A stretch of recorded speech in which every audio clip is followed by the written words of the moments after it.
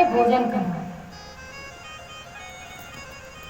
और तब ये तीनों बालक बने 6-6 महीने के। तो एक गाना भी गाया जाता है, माता अनसुईया ने डाल दियो पालना और 3 देव झूल रहे बन करके लालना। ये तीनों देवता ब्रह्मा, विष्णु और महेश अत्रि के यहाँ आए। तब अत्रि जी ने कहा कि अत्रि जी ने 100 वर्षों तक तप किया, तो वरदान मांगा।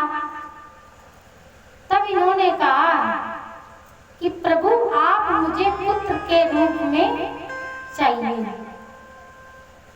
तो भगवान बोले कि मैं तो पुत्र रूप में नहीं आ सकता हूँ, लेकिन भगवान ने, ब्रह्मा जी ने, विष्णु जी ने और भगवान शिव ने, ये तीनों ही देवताओं ने मिल करके इनको 3 पुत्र दिए। 3 पुत्रों का आशीर्वाद दिया। तब ब्रह्मा जी से चंद्रमा नामक पुत्र उत्पन्न हुआ और भगवान विष्णु से दत्तात्रेय नामक पुत्र उत्पन्न हुआ और भगवान शिव से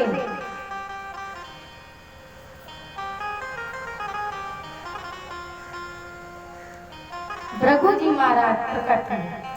क्षमा करें, भगवान शिव से दुर्वासा ऋषि मुनि जी महाराज प्रकट हुए। ये तीनों ही पुत्र बन करके माता अनसुईया की गोद में आई। और ये कथा बिल्कुल नहीं है कि ब्रह्मा और विष्णु आए और इन्होंने सती अनसुईया से कहा कि आप नग्न होकर के मुझे भोजन करना। ये कथा दंत कथा है। ये तीनों ही पुत्र उत्पन्न हुए। जब ये तीनों देवताओं ने ऐसा वरदान दिया और वरदान लेकर के जाने लगे, तो सती अनसुईया बोली कि आप प्रभु जा तो रहे हैं, लेकिन आप यहाँ आए थे, कलयुग में सब प्रमाण मांगेंगे। तब भगवान ने मंदाकिनी जो नदी है वो चित्रकूट में भगवान ने प्रमाण के रूप में वहां प्रवाहित की, मंदाकिनी जी को प्रकट किया। तभी आप लोगों ने चित्रकूट में मंदाकिनी जो गंगा है, तो वो भगवान ने ही प्रकट की, क्योंकि अनसुईया ने कहा कि कलयुग में सब प्रमाण मांगेंगे। और सती नारी ऐसी होती है, आपने रामचरितमानस में पढ़ा होगा कि जिस समय भगवान वन की ओर जा रहे थे, तो माता, जब भगवान वन की ओर जा रहे थे तो माता नहीं निकली, लेकिन तब राम जी ने कहा कि तुम जाकर के सती से भेद करो। तो सती नारी की ऐसी महिमा होती है। आगे ध्रुव जी का चरित्र भगवान सुखदेव जी ने राजा परीक्षित जी को सुनाया। आइए हम लोग ध्रुव चरित्र को सुने। परीक्षित जी ने पुनः प्रश्न किया कि महाराज, अभी तक आपने मनु महाराज के कन्याओं का चरित्र हमें सुनाया, लेकिन उनके 2 पुत्र भी थे।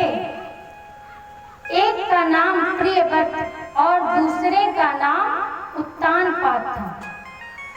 ये आपने सुना होगा। उनके वंश की कोई कथा आपने हमें नहीं सुनाई।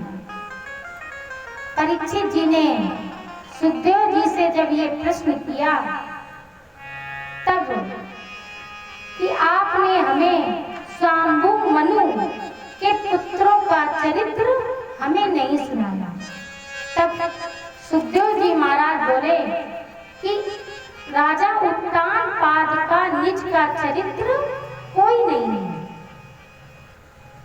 ध्रुव ने 5 वर्ष की अवस्था में परमात्मा को प्राप्त किया, इसलिए ध्रुव चरित्र के कारण राजा उत्तानपाद का नाम भागवत में लिया जाता है, श्रद्धा से लिया जाता है। एक सामान्य बात है कि सामान्य बेटे की पहचान किससे होती है? पिता से। कि ये किसका बेटा है, तो हम लोग बताते हैं कि ये फलाने का बेटा है, ये राम कुमार जी का बेटा है, ये श्री नारायण जी का पुत्र है। लेकिन कोई कोई पुत्र इतना यशस्वी होता है, इतना तेजस्वी होता है, जो पुत्र के नाम से पिता जाना जाता है। पुत्र के नाम से पिता का महत्व बढ़ जाता है। तो उत्तानपाद का निज का कोई चरित्र नहीं है। लेकिन राजन, फिर भी मैं उनके वंश की कथा तुम्हें सुनाता हूँ। और इतना कह करके श्री सुखदेव जी महाराज जी ने कथा प्रारंभ की। आइए हम लोग भी इन श्लोकों का आनंद लेते हैं। जाए उत्तान पादस्य सुनोति सुरुचि स्त्रियों सुरुचि प्रेसी पते मुत्तरयतु सुतो ध्रुवम्। महाराज उत्तानपाद की 2 पत्नियां थी। महाराज उत्तानपाद की कितनी पत्नियां थी? 2 पत्नियां थी। कहानी सुनई अनुमोदन करेंगे। भाई आप लोग भी बोलेंगे और हम भी बोलेंगे।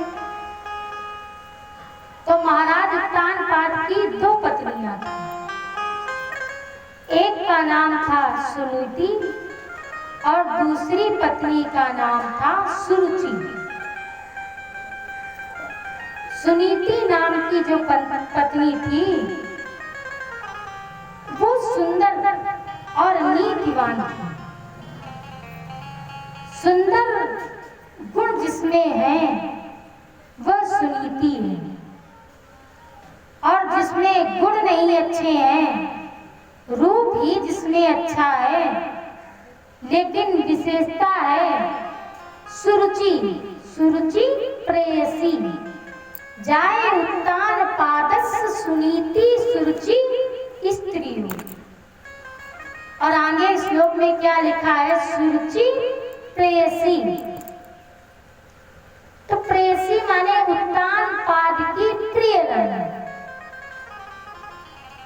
उत्तानपाद सुरुचि से अत्यधिक प्रेम करते थे। जो पति के अनुकूल आचरण करती थी वो कौन थी? सुनीति। और जो पति के अनुकूल आचरण नहीं करती थी वो कौन पत्नी थी? सुरुचि। और राजा उत्तानपाद की आसक्ति, लगाओ, प्रेम सुरुचि से था। प्रेम से बोलिए राधे राधे। भाई आप लोग भी बोला करें, माताएं तो हमारी बोलती ही नहीं है।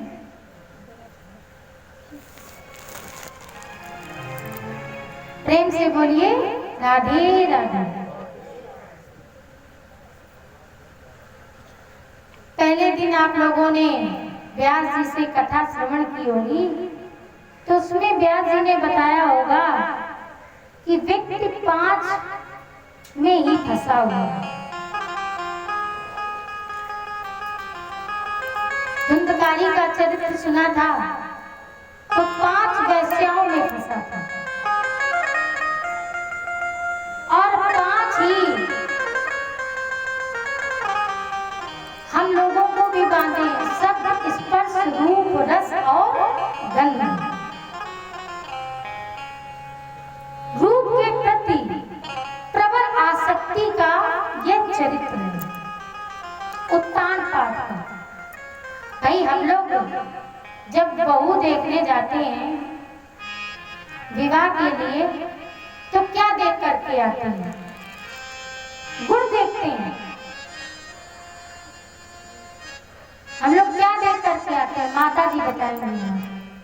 हाँ, हम लोग रूप देख करके आते हैं। गुण तो जब बहू बन के आती है तब गुण का पता चलता है। और उत्तान पाठ के 2 पत्नियां थी, सुनीति और सुरुचि। सुरुचि का पुत्र था उत्तम और सुनीति का पुत्र ध्रुव था।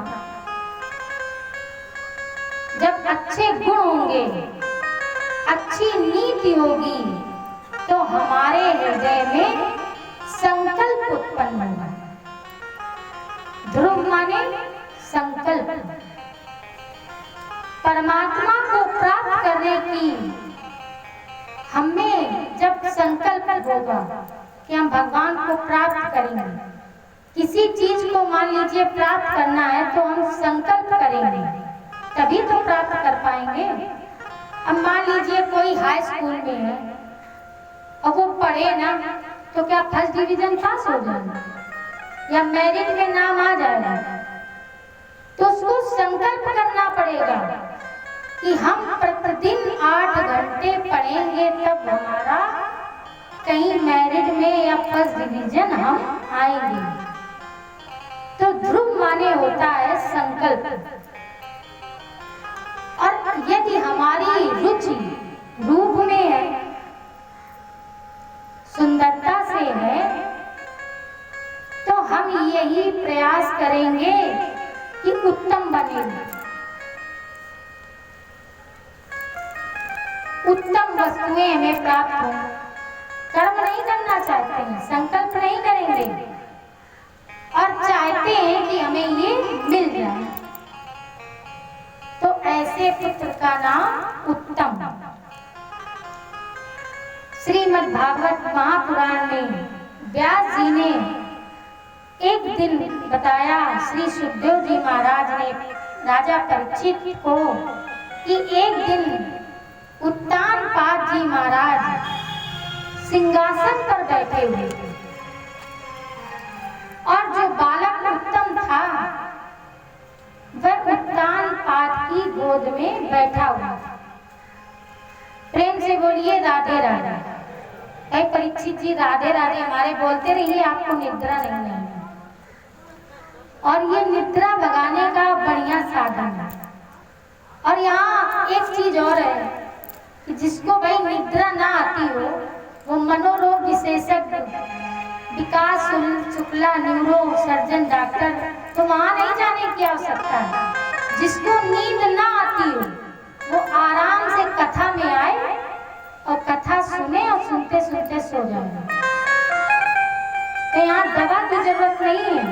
देखिए ये भगवान का कितना बड़ा प्रताप है कि कहो हम लोग पूरी पूरी रात न सो, लेकिन ये ऐसी दवा है कि बस कानों में प्रभु का नाम गया कि निद्रा देवी आ गई।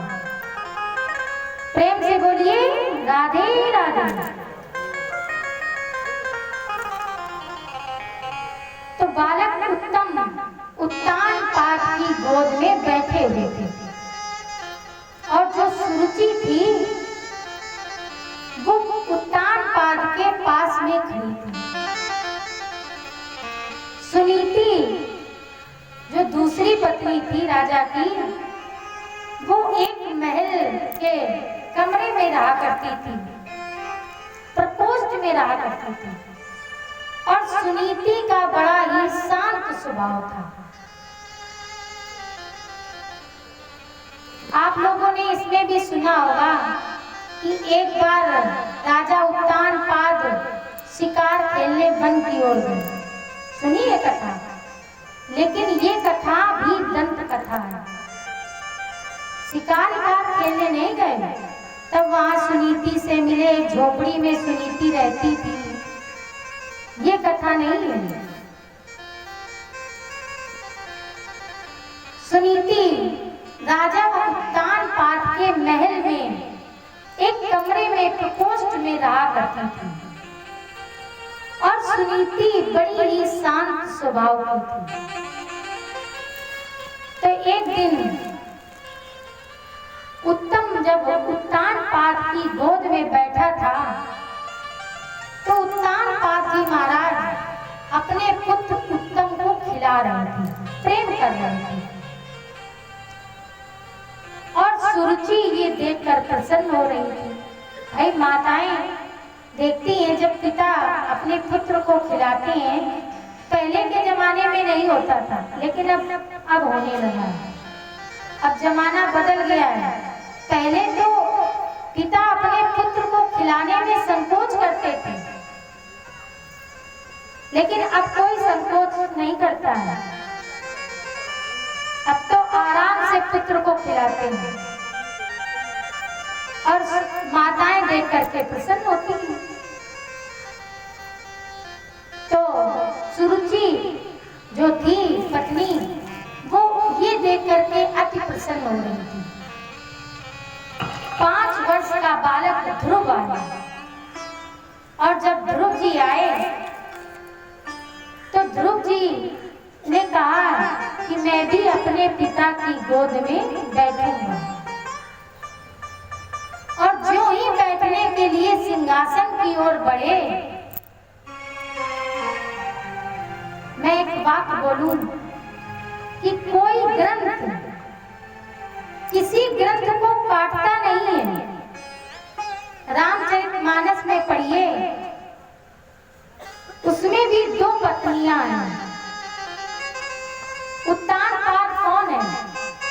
उत्तानपाद जीव है, और प्रत्येक जीव की 2 पत्नियां होती हैं।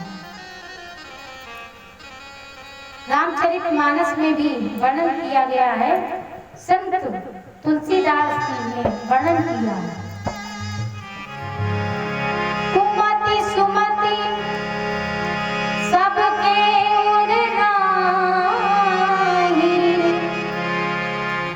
कुमति सुमति सब के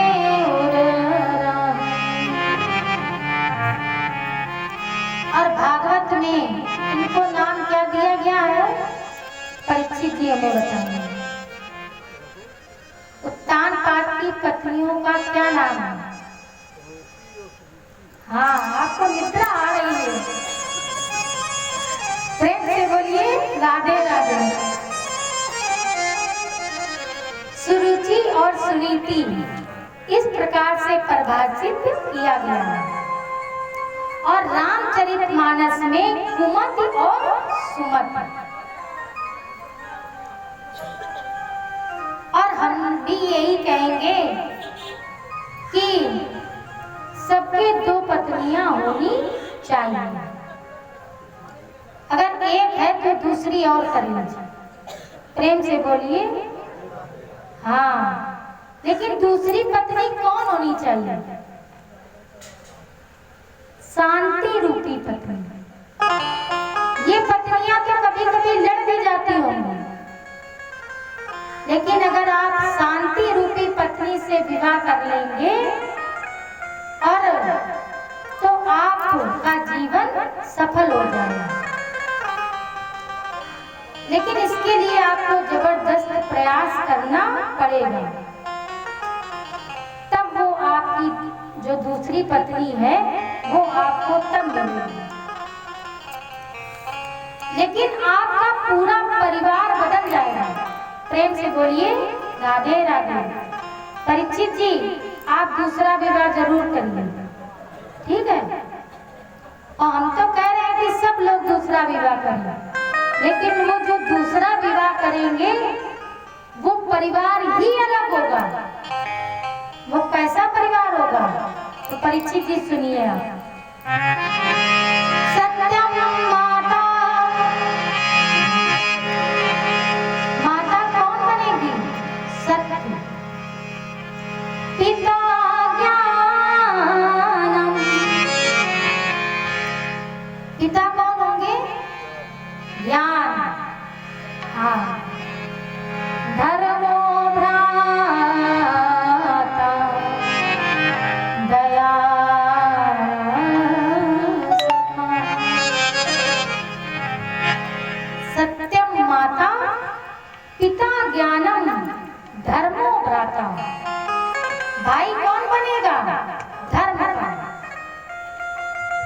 और दया सखा, जो मित्र हैं हमारे वो भी बदल जाएंगे।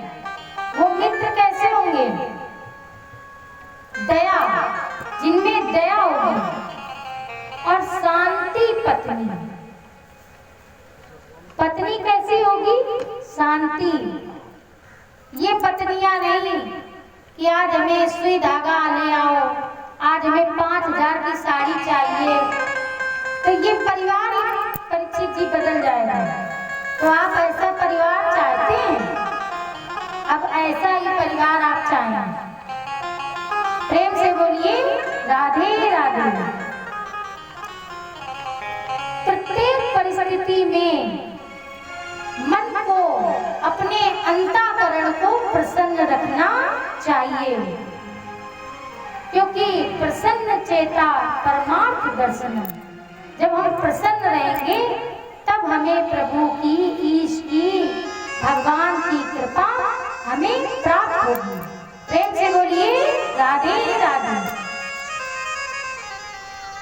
और जब कभी भी समस्या आती है तो हम लोग क्या कहते हैं? भाई जब कोई समस्या आती है तो हम लोग कहते हैं शांति धारण कीजिए। तो ये पत्नी है, तो 60 साल के बाद हमें यही पत्नी अपनानी चाहिए। मान लीजिए आप लोग मेडिकल स्टोर पे जाएं और आप हल्दी मांगने लगे, तो क्या मेडिकल स्टोर पे हल्दी मिलेगी? भाई वो तो किराने की दुकान पर ही मिलेगी। मेडिकल स्टोर वाला जो है वो दवा दे सकता है, लेकिन आपको हल्दी थोड़ी देगा। तो आपको ये जो अवस्था है हमारी बुजुर्ग वाली, चौथे पन जायो नभ कानन, कहते हैं चौथी अवस्था में हमें घर का परित्याग कर देना चाहिए। लेकिन जब चौथी अवस्था आती है तो बुजुर्ग लोग कहते हैं कि पहले नाती खिला ले तब जाएंगे, और जाते नहीं है। फिर कहते हैं नाती का ब्याह कर ले तब जाएंगे।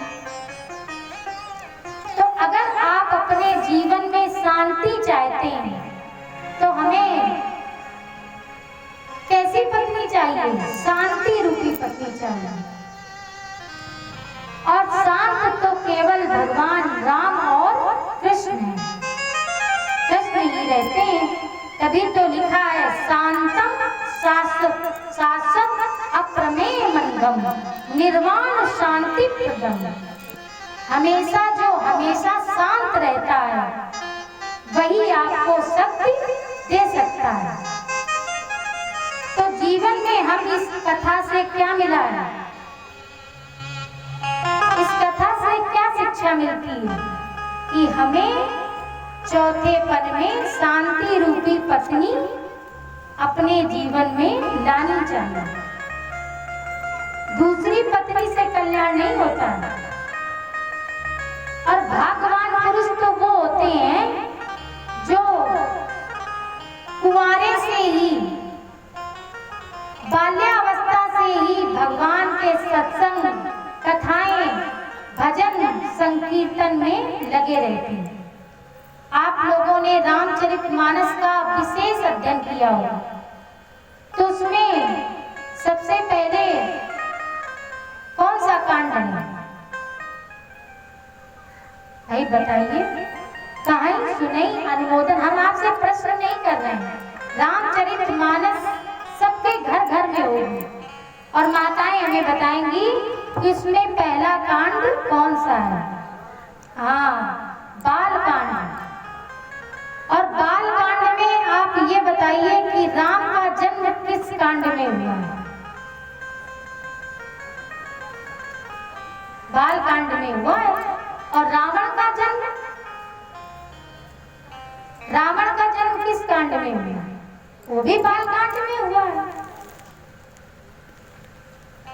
तो भगवान हमें शिक्षा देते हैं कि बाल्यावस्था से ही हमें प्रभु के नाम का संकीर्तन, उनकी कथाएं, उनके प्रवचन हमें सुनने चाहिए, तभी हमारा उत्तरकांड संभलेगा। प्रेम से बोलिए राधे राधे। उत्तानपाद उत्तम को प्रेम कर रहे थे और ध्रुव जी महाराज जब सिंहासन की ओर बढ़े, सिंहासन की ओर चढ़ना चाहते थे, तो माता सुरुचि ने परीक्षित जी ध्रुव जी का हाथ पकड़ लिया और जो ही हाथ पकड़ा तो बड़े झटके से ध्रुव जी को नीचे उतार दिया और बोली कि तुम्हें गोद में बैठने का अधिकार किसने दिया।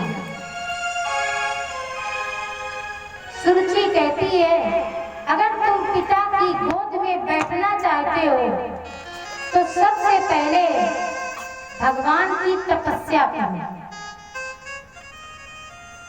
और जब भगवान मिल जाएं तब उनसे कहना, उनसे वरदान मांगना कि मेरी मृत्यु हो जाए। सुरुचि क्या कह रही है ध्रुव से कि उनसे कहना कि मेरी मृत्यु हो जाए और मरने के बाद जब मेरे गर्भ से जन्म लेकर आओगे तब तुम पिता की गोद में बैठने के अधिकारी बनोगे। अब जरा आप समझिए कि माता सुरुचि ने ध्रुव से कहा कि जब पुत्र बन करके आओगे मेरा, तब तुम पिता की गोद में बैठने के अधिकारी बनोगे और इसके लिए तुम्हें भगवान की तपस्या करनी पड़ेगी।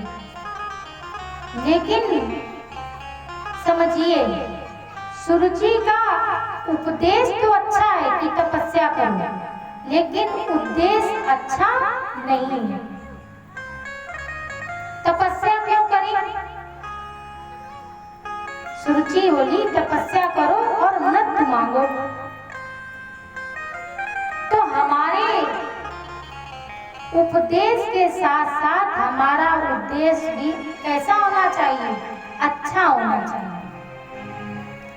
कार्य यदि अच्छा हो तो कार्य करने का जो कारण है वो कारण यदि लोकहित का है तो वो हमारा कभी भी अधर्म नहीं कर पाएगा।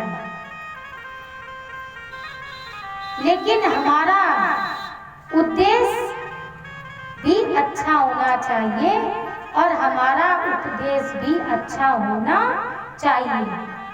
ध्रुव जी ने जब सुरुचि के ये कड़वे वचन सुने तो ध्रुव जी का अंतःकरण वेद गया, क्योंकि ध्रुव जी तो सज्जन वाला था और सज्जन बहुत ईर्ष्या नहीं करते हैं, कुछ ना कुछ टेढ़ापन है, लेकिन सज्जन किसी सज्जन से ईर्ष्या नहीं करते। ध्रुव जी के अंतःकरण में, हृदय में चोट पहुंची।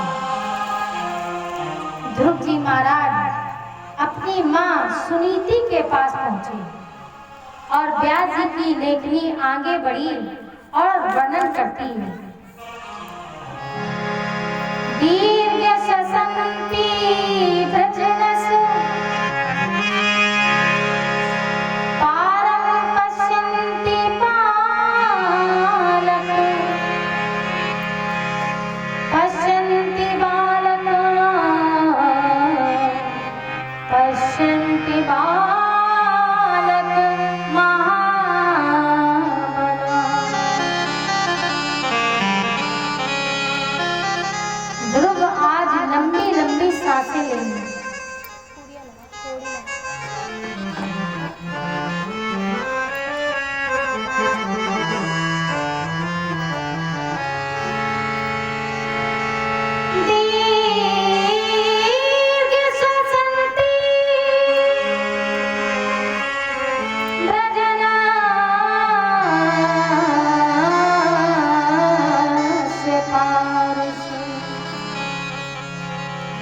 शांति बालक महाबला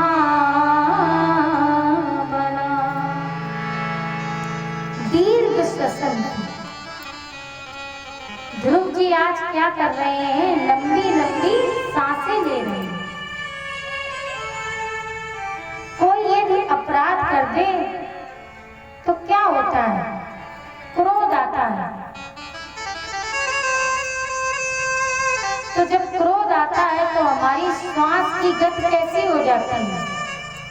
तेज हो जाती है, तीव्र हो जाती है, गति अपने आप बढ़ जाती है।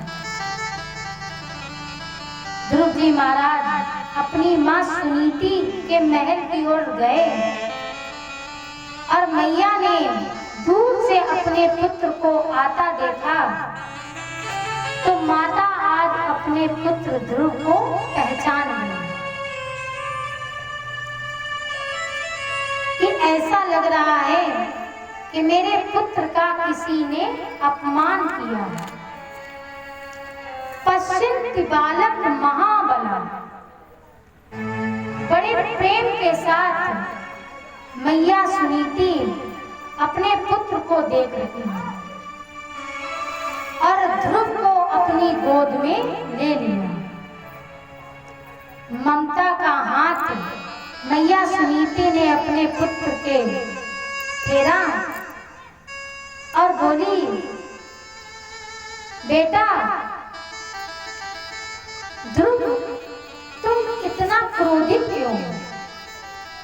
तो ध्रुव जी बताते हैं कि मैया मुझे पिता ने अपनी गोद में नहीं बिठाया और अपनी गोद से मुझे पिता ने उतार दिया, लेकिन मैया एक दिन पिता को पश्चाताप करना पड़ेगा,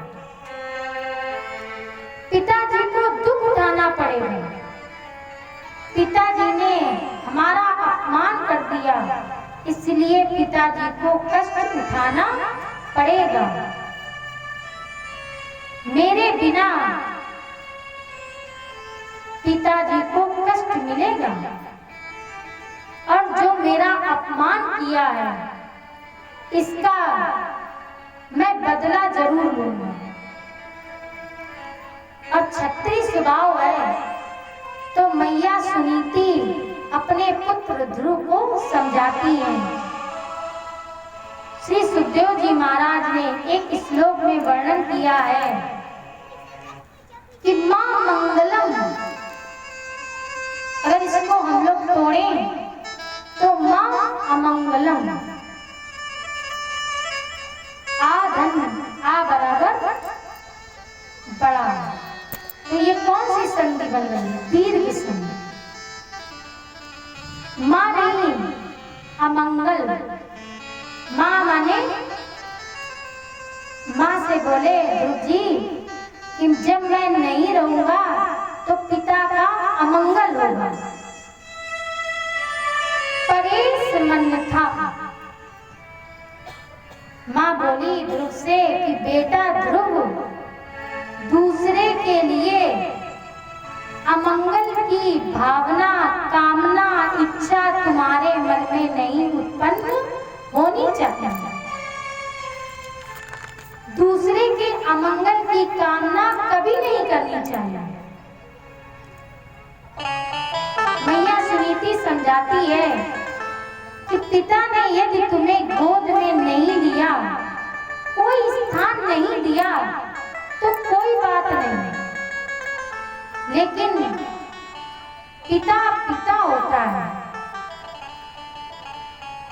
और पिता की बात सदैव माननी चाहिए तुम्हें। और पिता के अपमान का विचार कभी भी आपके मन में नहीं आना चाहिए। जब मैया सुनीति ऐसे समझाने लगी, उपदेश करने लगी कि किसी को भी कष्ट मिले, किसी को भी दुख मिले, किसी को भी पीड़ा मिले, लेकिन किसी भी समय अमंगल की कामना नहीं करनी चाहिए। ये सोचना भी नहीं चाहिए। ध्रुव जी ने हाथ जोड़े और कहने लगा कि मैया मेरा तो अपमान किया है, इसलिए मैं ऐसा सोच रहा हूं। तो मैया सुनीति कहती है, भुंडे जनों यत परा दुख दाता। बेटा, जो दूसरे का अकल्याण करते हैं, दूसरे का अनहित सोचते हैं, जो दूसरे का बुरा सोचते हैं, दुख उनके दरवाजे पहले ही खड़ा हो जाता है। एक उदाहरण से समझिए।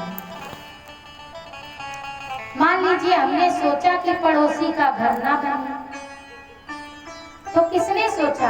हमने सोचा कि पड़ोसी का घर ना बने, और पड़ोसी का घर 4 खंड बन के तैयार हो, तो दुख किसको हुआ?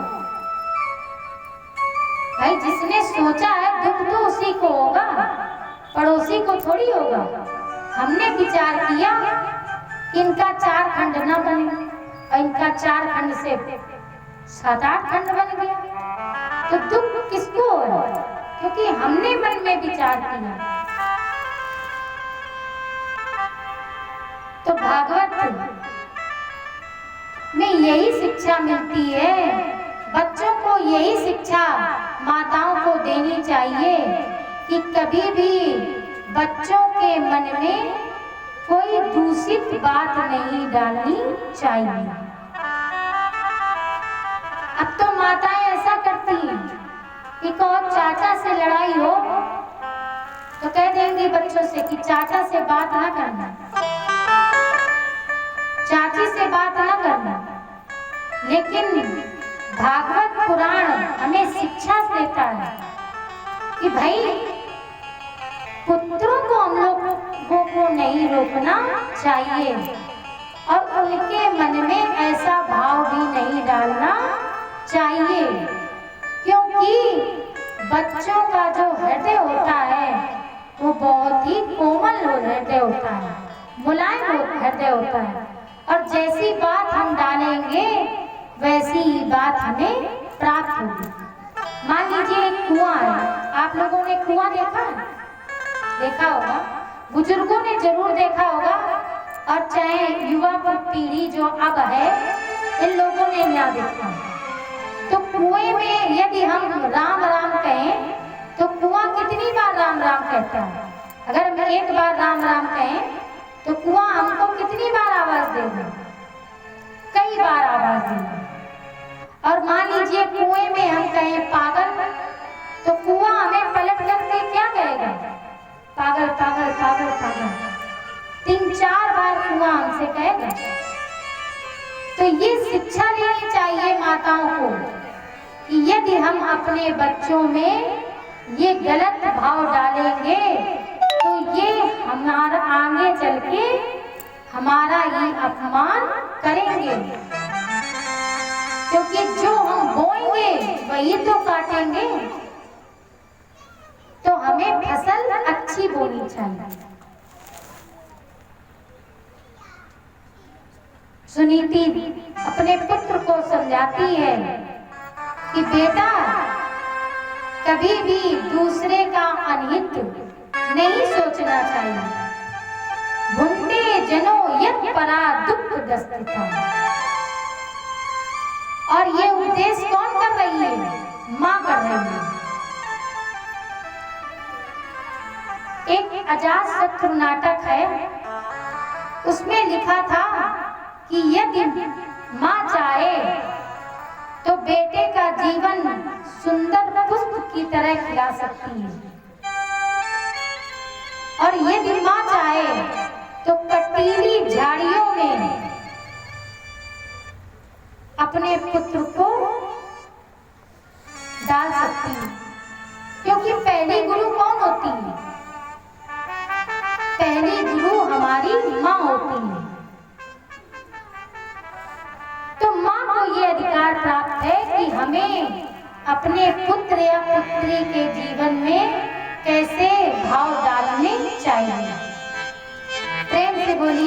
राधे राधे। ध्रुव जी को मैया ने उपदेश किया तो ध्रुव जी बोले, मैया तो मैं क्या करूं, मैं बदला कैसे लूं? सुनीति बोली, बदला लेने के कई प्रकार हैं बेटा। यदि तुम अपने पिता की गोद में बैठना चाहते हो तो तुम वन में जाओ और जगत पिता की गोद में बैठने का प्रयास करो, जिसमें तुम्हारा पिता भी नहीं बैठा है।